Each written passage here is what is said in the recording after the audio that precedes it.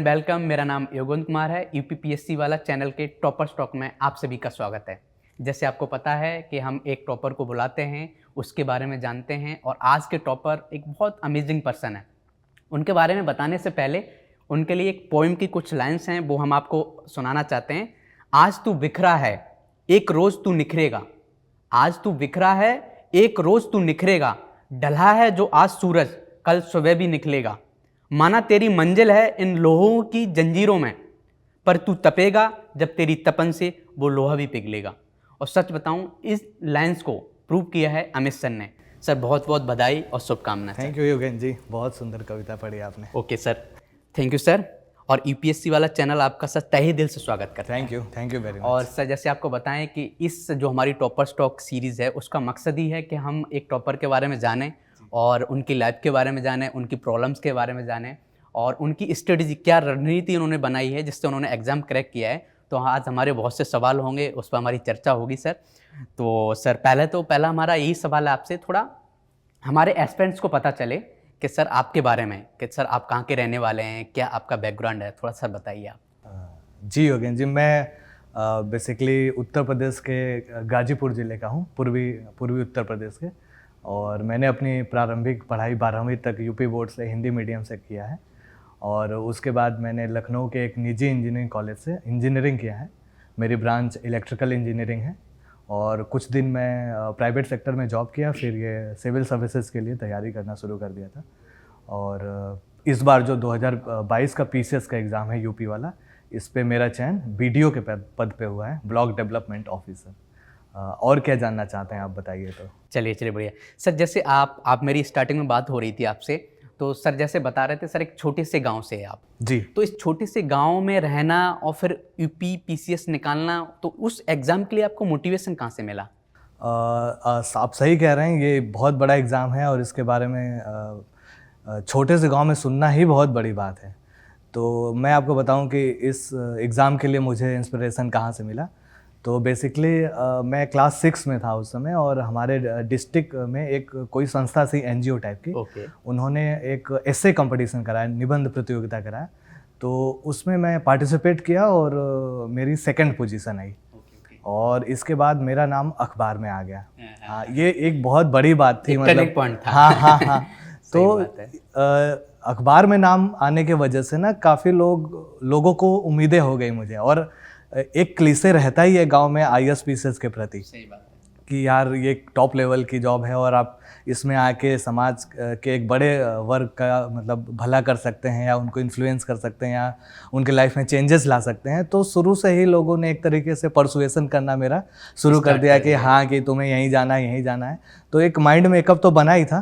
तो धीरे धीरे अल्टीमेटली मैं इस क्षेत्र में आ गया। ये तो बात है कि आपका एनवायरनमेंट, आपका जो माइंड सेट देता है ना, वो बहुत ज़्यादा हमें इफेक्ट करता है। और वही जो आपकी स्टार्टिंग जो प्रेज थी कि नहीं आप ऐसा कर सकते हो, तो इसलिए इस डायरेक्शन में आपको पहुंचा दिया। चलिए बढ़िया, बहुत सर जैसे आप बता रहे थे कि आपने सर ने यूपीएससी का जो एग्ज़ाम है 3 बार उसका मेंस लिखा है, और यूपीपीसीएस का भी 5 बार मेंस लिखा है। लगभग 8 साल लिखना, तो उसके लिए बहुत पेशेंस होना चाहिए। तो उस फेलियर को मैनेज करना और आज तक लगे रहना, फिर आज वीडियो के पद पर सेलेक्ट होना, बहुत अच्छी बात है। तो कैसे वो स्ट्रेस को मैनेज किया आपने सर? एक तो आपने 5 और 3 जोड़ के 8 साल का जो कैलकुलेशन किया है ये सिंपल मैथ्स नहीं, मैंने दोनों एग्जाम एक ही साथ लिखे। ओके एक साथ लिखे। हाँ, फिर भी काफ़ी लंबा टाइम लगा है इसमें। और आप सही कह रहे हैं कि ये जो प्री मेंस और इंटरव्यू का चक्र है, और इसमें जब आप एक पायदान पे फेल होते हैं, फिर से दोबारा प्री पे आना पड़ता है। तो सच में जब फेलियर मिलता है तो काफ़ी दुख भी होता है। और अब 2-3 अटेम्प्ट देने के बाद एक तरीके से सोशल प्रेशर भी आने लगता है कि कब तक करोगे, क्या करोगे। लोगों के फेस पे जो है कि एक क्वेश्चन आ जाता है कि क्या कर रहा है, इस तरीके से। सही बात है। तो सच बोल रहे हैं कि इसमें जो है कि एक मोटिवेशन लेवल बना पाना बहुत बड़ी बात है। लेकिन मैं बहुत थैंकफुल हूँ अपने फैमिली का, अपने पेरेंट्स का, अपने मम्मी पापा का, कि वो लोग मुझे लगातार सपोर्ट करते रहे। मतलब मैं आपको बताऊँ, बीच में मैं खुद चाहता था कि कुछ करूँ, मतलब अब छोड़ देता हूँ, मैं नहीं बना हूँ ये प्रशासनिक सेवा के लिए। तो वो लोग बोलते थे कि नहीं, जब तक तुम्हारा अटेम्प्ट है देखो, सबको मौका नहीं मिलता ऐसा करने का।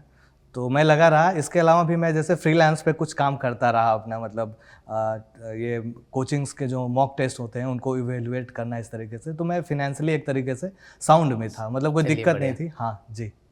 होता क्या है सर, जैसे इस एग्ज़ाम में ज़्यादा साल लग जाते हैं आपको, मान लो हम एग्ज़ाम दे रहे हैं, हमारा सिलेक्शन नहीं हो रहा है, तो घर वाले भी बोलते हैं कि नहीं यार तुम्हें जॉब कर लेनी चाहिए, या होता है दिमाग में भी चलता है हमारे कि हमारे पास बी प्लान होना चाहिए। तो आपका बी प्लान क्या था? सच बताऊं तो शुरू में मेरे पास बी प्लान नहीं था। मैं बीटेक किया और उसके बाद मैं यूपीएससी के अलावा कुछ सोचता भी नहीं था, इवन पीसीएस के लिए भी नहीं सोचता था। हालांकि ये मेरी गलती थी, मुझे सोचना चाहिए था। तो शुरू के 2-3 अटेम्प्ट तो मैं बहुत लाइटली देता था पीसीएस का, चूँकि पढ़ाई उस लेवल की थी कि प्रीलिम्स निकल जाता था। तो इस वजह से मुझे पीसीएस में भी देखिए 5वां प्रयास था मेरा। लेकिन वह है कि प्लान बी के बारे में सोचना पड़ा भाई। मतलब लास्ट के जो 1-2 अटेम्प्ट थे, ऐसा लगा कि अब अगर नहीं होता है तो क्या करेंगे। तो मैंने जो है कि 2 साल पहले, यानी कोविड के पहले ही जस्ट अपना पीजी में एनरोल कराया। मेरा ऑप्शनल सोशियोलॉजी है, तो सोशियो से मैंने पीजी में एनरोल कराया और पिछले ही साल मैं उसमें पीजी कर लिया हूँ। और अभी जो नेट का एग्ज़ाम हुआ यूजीसी नेट का, वो भी मैंने क्वालिफाई किया। तो अरे मैंने सर, सोचा था, बहुत बधाई सर। Thank you. कई एग्जाम मैंने सोचा कि अगर यहाँ नहीं होता है तो फिर मैं टीचिंग लाइन में ट्राई करूँगा, कुछ इस तरीके का। तो आपने एक बी प्लान टीचिंग लाइन को रख लिया था कि मान लो मेरा यूपीपीसीएस नहीं निकलता है तो मैं एज ए प्रोफेसर तो बन ही जाऊंगा। मैं यही सोचा था कि टीचिंग लाइन में आऊँगा, क्योंकि फिर से जो मेरा कोर ब्रांच है इलेक्ट्रिकल इंजीनियरिंग, उसमें फिर से शुरू करना मेरे लिए बड़ा डिफिकल्ट होता है, क्योंकि चीज़ें छूट भी गई थी और अगर मैं कहीं लगता भी तो फिर से मुझे स्टार्टिंग से लगना पड़ता। तो मुझे लगा ये इसी फील्ड को एक्सप्लोर करना ज़्यादा ठीक है। सही सही बात। जैसे सर अभी आप बता रहे थे, जब आए तो आपने हमसे बहुत बहुत सारी बात हुई सर से, और सर बता रहे थे कि सर ने पहला जो मीडियम था प्रिपरेशन के बीच में, सर ने मीडियम चेंज किया है। पहले सर ने हिंदी में एग्जाम्स लिखे हैं और अब की बार जिससे सिलेक्शन हुआ वो इंग्लिश मीडियम से हुआ है। तो सर ये बहुत बड़ा टफ टास्क है कि हम पहले हिंदी मीडियम से लिख रहे हैं, फिर इंग्लिश मीडियम में हम चेंज कर रहे हैं। तो क्या क्या प्रॉब्लम्स आई और क्या उसका बेनिफिट मिला आपको? मैं बताऊं कि जब शुरू के 2-3 अटेम्प्ट में मेरा सिलेक्शन नहीं हुआ तो मैंने सेल्फ असेसमेंट किया अपना कि यार दिक्कत कहाँ आ रही है। चूँकि मेरी 12 तक की पढ़ाई हिंदी में है और ग्रेजुएशन मेरा इंग्लिश में है, तो एक लैंग्वेज की खिचड़ी ऑलरेडी बनी हुई थी। तो भाषा के स्तर पे मुझे दिक्कत ज़्यादा नहीं आती थी, मैं दोनों समझ लेता था और मुझे लगता था कि मैं अपने आप को हिंदी में ज़्यादा अच्छे से एक्सप्रेस कर पाऊँगा। सिर्फ मुझे नहीं लगता था, मेरे दोस्त भी कहते थे कि तुम्हारी हिंदी ठीक है। तो लेकिन जब मैं देख रहा था कि केवल हिंदी की वजह से मैं एग्ज़ाम में थोड़ा डिले हो जा रहा हूँ, क्वेश्चन नहीं कंप्लीट हो पा रहे हैं। कई बार मुझे वोकैब की भी दिक्कत होती है, क्योंकि पढ़ते पढ़ते अल्टीमेटली हम लोग न्यूज़पेपर इंडियन एक्सप्रेस और द हिंदू पढ़ने लगते हैं। सही बात है। तो वहाँ पे हिंदी में उसका शब्द ही नहीं मिलता था, उसके वजह से डिले हो रहा है। और फिर मुझे लगा कि यार अब मुझे बदलना चाहिए, क्योंकि अल्टीमेटली हमें जो हमारा ध्येय है वो तो सेवा करना है। ये सब तो मीडियम है ना, सारे एग्ज़ाम और किसी तरीके से मार्क्स लाके हमें इस लेवल को पार करके वहाँ पहुँचना है। तो इस वजह से मैंने, मतलब ये सच में बहुत करेजियस डिसीजन है। मैंने जिससे भी पूछा कि क्या करना चाहिए, मुझे बदल देना चाहिए, नहीं बदल देना चाहिए, 3 मेंस लिखने के बाद मैंने किया और सब ने मना किया मुझे कि यार फंस जाओगे, ना इधर के रहोगे ना उधर के रहोगे और दिक्कत हो जाएगी, तुम मत बदलो। लेकिन मेरे लिए वो एक ऐसा पॉइंट था कि या तो क्विट करो या तो चेंज करो। तो मैंने चेंज किया और सच में बहुत दिक्कत आई। आप पूछ रहे हैं कि क्या क्या स्ट्रगल करना पड़ा आपको। फिर से एनसीईआरटी वगैरह पढ़नी पड़ी और वोकैब पे काम करना पड़ा, ग्रामर सीखनी पड़ी, थोड़ी प्रैक्टिस की। मैं मॉक वगैरह लिखता था उस समय, मेरी कॉपी लाल कर देते थे एकदम कि यहाँ मिस्टेक। लेकिन सुधार होता रहा और धीरे धीरे देखिए आज उसी मीडियम से मैं फाइनली सेलेक्ट हुआ यूपीपीसीएस में। जी, कह सकते हैं कि सर ठान लिया जाए तो कुछ भी किया जा सकता है कि हिंदी मीडियम से इंग्लिश मीडियम में भी चेंज कर सकते हैं। सर एक क्वेश्चन आप जो है हमारे दिमाग में चल रहा है, वो सच सच बताना, क्या हिंदी मीडियम से सिलेक्शन नहीं कर सकते क्या? देखिए ये वाला जो डायलेमा है वो उनके मन में आता है जिनको इंग्लिश नहीं आती। क्योंकि जिनको दोनों आता है वो तो कुछ ना कुछ कर लेते हैं, चेंज कर लेते हैं। हिंदी मीडियम से जाहिर सी बात है कि सिलेक्शन इधर कम हुए हैं। उसके पीछे रीज़न ये है कि जो हमारा बेल्ट है, ये जो हिंदी का बेल्ट है, यहाँ के भी जो अच्छे बच्चे हैं वो इंग्लिश मीडियम चूज़ कर रहे हैं, तो उनका जो परसेंटेज है ओवरऑल सिलेक्शन में कम हो जा रहा है। लेकिन ये कहना है कि हिंदी मीडियम से सिलेक्शन नहीं हो पाएगा, ये पूरी तरीके से गलत बात है। कई लोग हो रहे हैं। और अब तो मैं देख रहा हूँ कि 1-2-3 साल ज़रूर डाउन आया था हिंदी मीडियम का, लेकिन अब लगातार राइज कर रहे हैं वो लोग, और कंटेंट के लेवल पे भी हिंदी में काफ़ी मतलब अच्छे कंटेंट अब आ रहे हैं। जैसे आपको बता देता हूँ सर, हमारी यूपीपीसीएस चैनल जो है टीम है जी, उसने भी हिंदी में स्टार्ट किया मटेरियल। तो आपको जो भी हमारे एस्पिरेंट्स हैं तो हिंदी में भी अब हमारे पास कंटेंट होगा, बस ज़रूरत है हमें मेहनत करने की सर। तो किसी मीडियम से कर सकते हैं, ऐसा तो नहीं इंग्लिश मीडियम वाले होंगे तो एक तरह से डिस्क्रिमिनेशन टाइप का हो जाए कि भाई हिंदी मीडियम वालों का सिलेक्शन नहीं हो रहा है, लेकिन होता है, मेहनत करिए आपका ज़रूर होगा। सर दूसरा क्या कि इस एग्ज़ाम के लिए आपकी जो सबसे अच्छी रणनीति क्या है वो थोड़ा आप बताएंगे सर? इस एग्ज़ाम में देखिए मैं बहुत बार फेल हुआ हूँ, तो इसका मतलब कि बहुत प्रयोग भी किए हैं मैंने। ओके। मैं फेल होता था, मैं प्रयोग करता था। मेरा माइंड ऐसा है कि मैं सॉल्यूशन ढूंढता रहता हूँ। मुझे लगता है कि क्या दिक्कत है, फिर दूसरा करके देखो, दूसरा करके देखो। तो इसमें मुझे ये लगा कि हम बहुत ज़्यादा समय जब बिताते हैं ना तो फैल जाते हैं इसमें। हर साल कुछ ना कुछ नया नया मटेरियल आता रह रहा है, कुछ नई नई चीज़ें पढ़ते जा रहे हैं। और जो इस एग्ज़ाम को निकालने का कोर है, जो इसका सिलेबस है, जो इसके प्रीवियस ईयर के क्वेश्चन हैं, ये गाइड होने चाहिए हमारे इस एग्ज़ाम को निकालने के लिए।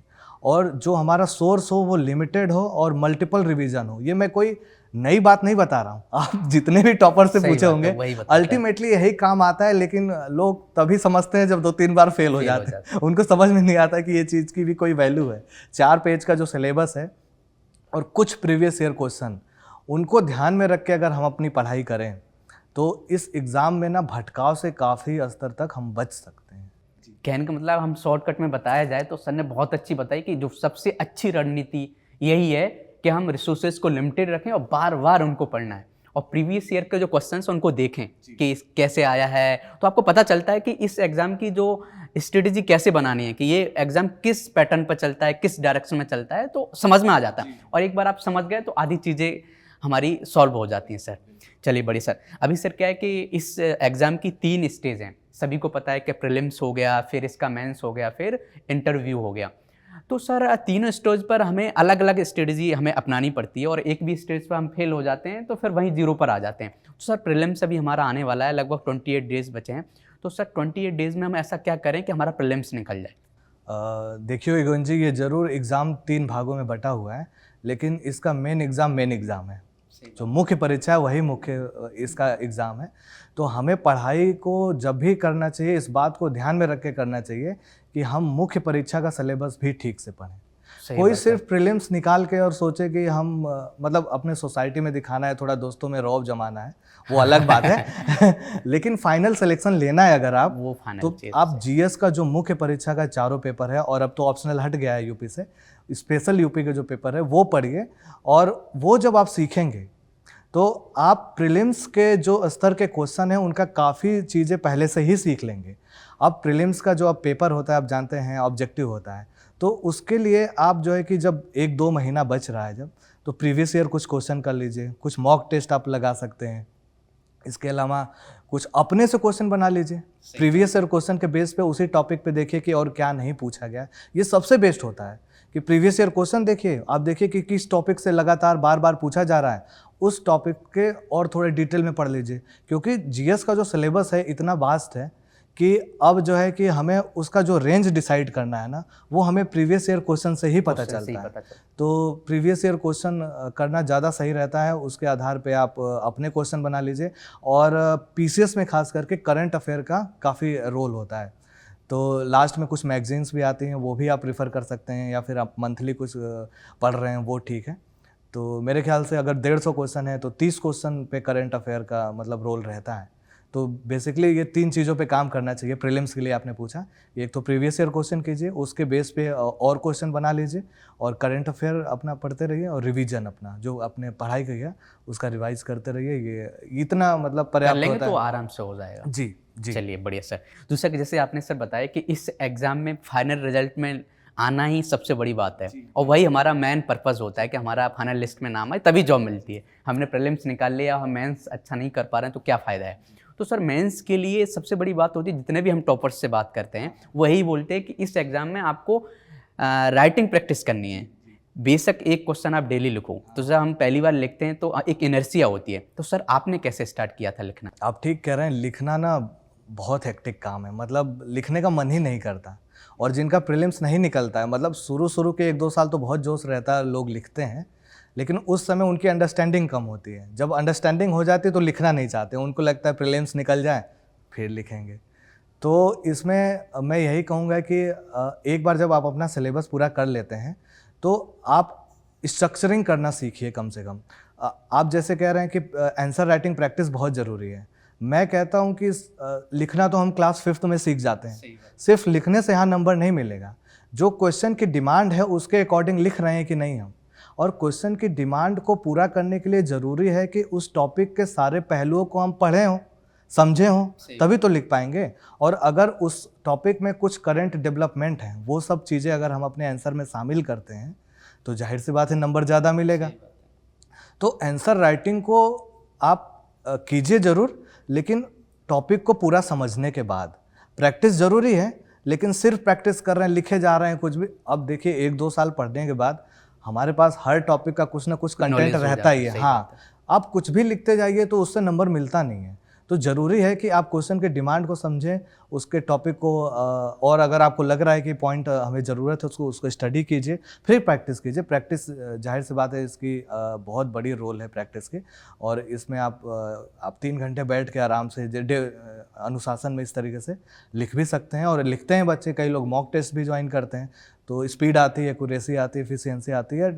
मॉक टेस्ट का मतलब बहुत रोल होता है इसमें, क्योंकि 3 घंटे में 20 क्वेश्चन करना भी अपने आप में एक चैलेंज है ना। अगर आप प्रैक्टिस नहीं करके जाते हैं तो कई लोग का प्रश्न छूट जाता है। यूपीपीसीएस में खास करके कहा जाता है कि अगर आपका प्रश्न छूट रहा है तो आप रेस से बाहर हैं। हाँ, तो आप भूल जाइए कि आप हैं लिस्ट में, मतलब ऐसा बोला जाता है। तो ये ज़रूरी है कि आपकी स्पीड ठीक हो और क्वेश्चन भी औसत दर्जे से ऊपर के हों, तभी जाके आप उम्मीद कर सकते हैं कि आप आगे बढ़ेंगे। चलिए जी, तो आप समझ सकते हैं कि आंसर राइटिंग कितनी बड़ी एक बहुत बेस्ट स्ट्रेटजी इसको बोल सकते हैं कि आपको करना ही पड़ेगा। नहीं करोगे तो सिलेक्शन बहुत मुश्किल है। तो हमें आंसर राइटिंग की प्रैक्टिस स्टार्ट कर देनी चाहिए। दूसरा सर क्या होता है कि इसकी तीसरी जो स्टेज है वो है इंटरव्यू। और इंटरव्यू में भी मार्क्स लाना एक बहुत अच्छी बात होती है कि 100 मार्क्स होता है, जैसे यूपीपीसीएस में 100 मार्क्स दिया गया है इंटरव्यू के लिए। तो सर क्या आपने ऐसा किया कि आपको अच्छे मार्क्स मिले इंटरव्यू में? देखिए, कायदे से तो ये कहा जाता है कि आप इंटरव्यू की भी तैयारी शुरू से ही करते जाइए, लेकिन हम लोग प्री मेंस में इतना फंसे रहते हैं कि उतना हो नहीं पाता। लेकिन इनिशियल लेवल पे अगर आप करना चाहते हैं तो सामान्य बोलचाल की भाषा को अपना दुरुस्त कीजिए। अपने वोकैब में जो पारिभाषिक शब्दावलियाँ हैं, जो प्रशासनिक शब्दावलियाँ हैं, उनका प्रयोग करें अपने दोस्तों से बात करते हुए। हाँ, अपने आप को कॉन्साइज रखें। ये नहीं कि कुछ आपसे पूछा जा रहा है, तमाम बातें बता रहे हैं और जो मुख्य बातें हैं उसको बता ही नहीं पा रहे हैं या उसी में एक लाइन बोल दे रहे हैं। तो ये सब चीज़ें किया जा सकता है। आप ग्रुप डिस्कशन कर सकते हैं अपने दोस्तों के साथ, या फिर किसी टॉपिक पे आप 10-5 मिनट बोल सकते हैं। ये सब चीज़ें करने से अल्टीमेटली आपका डिलीवरी सिस्टम थोड़ा ठीक होगा और आप बेहतर करेंगे इंटरव्यू में। जी। या दूसरी बात हम ये भी अपने एस्पिरेंट्स को बताना चाहते हैं कि यूपीपीसीएस का इंटरव्यू बहुत एकदम अच्छे माहौल रहता है और यूपीएससी में भी रहता है। आपका कोई भी मीडियम हो, हिंदी मीडियम से दे सकते हैं, आप इंग्लिश मीडियम से दे सकते हैं। बस करना क्या है कि आप अपने आप को सही से रिप्रेजेंट करो। जो आपका जो भी किसी भी चीज़ पर आपका जो राय है उसको सही से आप रखिए, आपको बहुत अच्छे मार्क्स मिलते हैं। दूसरा सर क्या है कि कोई भी सजेशन आप देना चाहते हो, आज जैसे आप जानते हैं कि यूपीपीसीएस वाला का जो एक मकसद है वो ये है कि एक डेमोक्रेटिक एजुकेशन करना है, कि हर किसी के पास एजुकेशन होनी चाहिए, चाहे वो बहुत अमीर हो चाहे वो बहुत गरीब हो। तो आप देखते हैं कि हमारा एजुकेशन जो सिस्टम है उसकी जो वीकनेस है वो गांव में बहुत कम उपलब्ध है। तो गांव के बच्चों को आप क्या सजेशन देना चाहेंगे?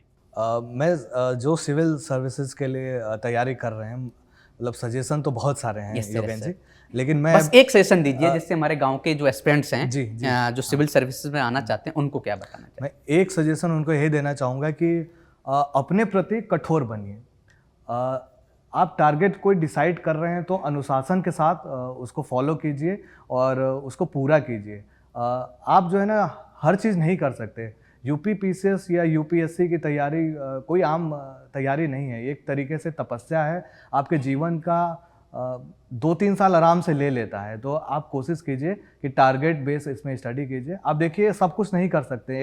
एक कहावत भी है योगेन जी कि if you want to gain something you have to lose something. Yes yes अगर आप कुछ पाना चाहते हैं तो कुछ खोना तो भी खोना पड़ेगा। पड़ेगा, हाँ, सर। तो आप एक बड़ी चीज़ के लिए प्रयास कर रहे हैं, तो आप सोच रहे हैं कि आप रिश्तेदारों की शादी भी अटेंड कर लें, रील भी देख लें, यूट्यूब भी चला लें, इंस्टा भी चला लें और तैयारी भी कर लें, दोस्तों के साथ मस्ती भी कर लें, तो सब नहीं हो पाता यार। ये तो है, सेक्रीफाइस तो करने पड़ेंगे।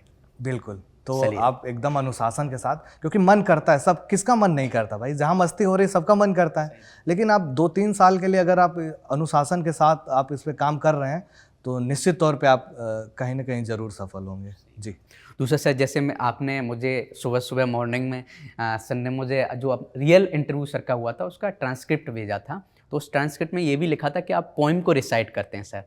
तो सर आप करते हैं तो एक हमारे एस्पिरेंट्स को भी सुनने को मिल जाएगा, तो सर कोई पोइम आप सुना दीजिए, अच्छा ही रहेगा। हाँ, मुझसे एक्चुअली मेरे ओरिजिनल इंटरव्यू में भी ये बात पूछी गई थी ओके ओके। कि आपकी हॉबीज़ क्या है, तो मैंने उनको बोला कि सर मैं अनपॉपुलर पोइट्री रिसाइट करता हूँ। Okay. तो उन्होंने पूछा कि अनपॉपुलर क्यों? तो मैंने उनको बोला कि सर मुझे लगता है कि कुछ रचनाएं ऐसी हैं जो अच्छी हैं लेकिन उतनी प्रसिद्ध नहीं है, सही। और मैं अच्छा रिसाइट करता हूँ, ऐसा दोस्त कहते हैं मेरे। तो मुझे लगता है कि मुझे उन कविताओं को अपने रिसाइटेशन से एक ऑडियंस देना चाहिए, तो इस पर मैं काम करता हूँ और मुझे अच्छा लगता है। आप कह रहे हैं कोई कविता सुनाने के लिए, तो मेरे एक दोस्त हैं निखिल श्रीवास्तव, उनकी एक कविता मैं आपको सुना देता हूँ। मैं अपने स्ट्रगलिंग फेज में ये कविता बहुत बार सुनी है, पढ़ी है, तो मुझे ये कविता बहुत अच्छा लगता है। तो ये वाली कविता सुनाते हैं आपको। Okay sir. कविता की लाइन ऐसा है कि जलना सीख रहा हूँ मैं, जलना सीख रहा हूँ मैं, जलना सीख रहा हूँ मैं, भीड़ भरी दुनिया में तन्हा चलना सीख रहा हूँ मैं, जलना सीख रहा हूँ मैं। देख बहारों के रास्ते तो कितने ही मौसम बीते, जीवन में जितने भी घट थे रह गए सबके सब रीते। तुमने भी तो देख फलक को बारिश की ही आस गढ़ी, मेरी बादल को धरती पे रख देने की चाह बड़ी। तुम जीवन को कूप बनाकर बारिश की आसार जगाओ, मेघा बनकर खुद सावन में झरना सीख रहा हूं मैं, जलना सीख रहा हूं मैं, जलना सीख रहा हूं मैं। धूप के बाजारों में बिकती है छांव तो जाकर लानी होगी, धूप के बाजारों में बिकती है छांव तो जाकर लानी होगी, पीर में कैसे चल पाते हैं पांव अदा दिखलानी होगी। टुकड़ा टुकड़ा मोम है मेरा पिघलूंगा मैं जीवन सारा, दीपक हूं तो कतरा कतरा सांस मुझे सुलगानी होगी। तुम सूरज के हाथ पसारे किरणों की फरियाद लगाओ, तुम सूरज के हाथ पसारे किरणों की फरियाद लगाओ, अपने अंधेरों में जुगनू बनना सीख रहा हूं मैं, जलना सीख रहा हूं मैं, जलना सीख रहा हूं मैं। और अंतिम लाइन योगेंद्र जी, कि जिस जलने की मैं बात कर रहा हूँ वो क्या है, वो क्या है, वो कैसे है। अंतिम लाइन कि सच का दरिया आग का जंगल बड़ा कठिन है जल जाना, सच का जंगल आग का दरिया बड़ा कठिन है जल जाना, और फरेब का ढांचा सस्ता बड़ा सरल है ढल जाना, पर वो राह कहाँ जिनमें कांटों का स्वाद नहीं, पर वो राह कहाँ जिनमें कांटों का स्वाद नहीं, फूलों का पथ उन्हें लुभाए जिनके मन फौलाद नहीं। तुम रेशम की राह पकड़ के पग दो पग चल खुश हो जाओ, तुम रेशम की राह पकड़ के पग दो पग चल खुश हो जाओ, चट्टानों को चीर के पर्वत चढ़ना सीख रहा हूँ मैं, जलना सीख रहा हूँ मैं, जलना सीख रहा हूँ मैं। थैंक यू सर, बहुत अच्छा पोएम आपने रिसाइट किया, मज़ा आ गया एकदम सर, और बहुत ये पोएम हमारे ऑडियंस के लिए एक प्रेरक बनेगी, यहाँ से सीख सकते हैं सर। बहुत बहुत धन्यवाद यहाँ आने के लिए। Thank you. और हम अपने ऑडियंस को बताना चाहते हैं कि हम ऐसे टॉपर्स को बुलाते रहेंगे और बहुत सी चीज़ें हम सीखते रहेंगे। तब तक के लिए धन्यवाद।